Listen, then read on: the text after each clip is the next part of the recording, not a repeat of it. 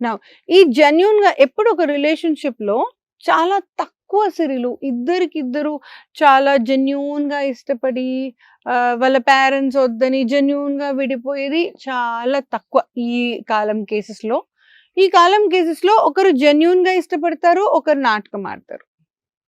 నాటకం ఆడేటోళ్ళు కొంచెం వైడ్‌గా నాటకం ఆడతారు. ఎందుకంటే ఈ మనిషి ఎలా ఉన్నా నేను ఓకే అంటాడు ఈ మనిషి. సో, ఈ మనిషికి ఏమనిపిస్తది, అబ్బా! ఎంత యాక్సెప్టెన్స్ లెవెల్ నేనేం చెప్పినా నన్ను లవ్ చేస్తున్నా. యాక్చువల్లీ స్టోరీ అది కాదు. వీడు మోసం చేయడానికే వచ్చిండు కాబట్టి నువ్వు ఎట్లున్నా మంచిగానే ఉన్నావు అంటాడు.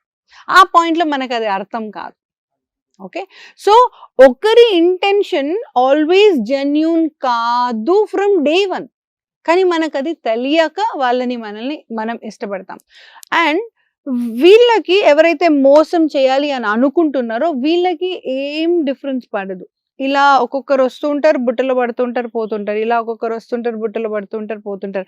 వీళ్ళు ఇట్లా పోతుంటే వార్ లాగా. వాళ్ళకింకా ఈజీ చాలా అయిపోతుంది. పర్ఫెక్షన్ వస్తూ ఉంటది. ఒక్కొక్కరిని బుట్టలో పడేయడం.